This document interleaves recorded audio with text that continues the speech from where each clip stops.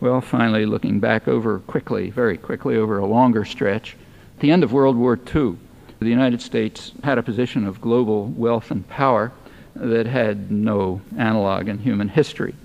With the reconstruction of other industrial societies, the U.S. share of global wealth declined from about half after the Second World War to about a quarter by the 1970s.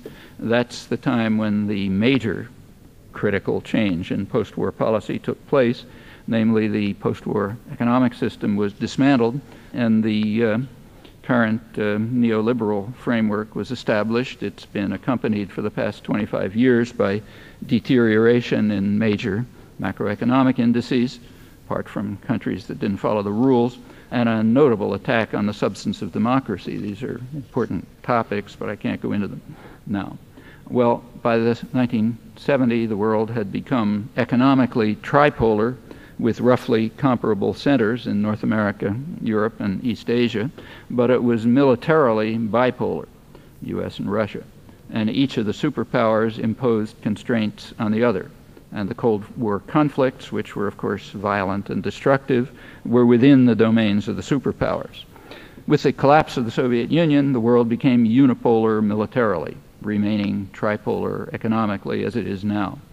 A couple of years ago, Harvard political scientist Samuel Huntington wrote in the main establishment journal, Foreign Affairs, that much of the world, he seemed to imply most of the world, considered the United States to be a rogue state, the greatest threat to their existence, possibly a reasonable estimate, and possibly more so today.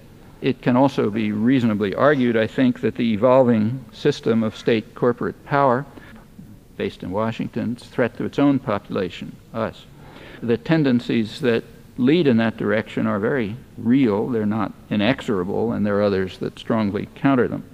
Well, if you look over the centuries, there's been significant expansion in the realm of freedom and justice. There are periods of regression, but the cycle is generally upward. As always, human affairs are scarcely predictable. Very little is understood, and too much depends on will and choice.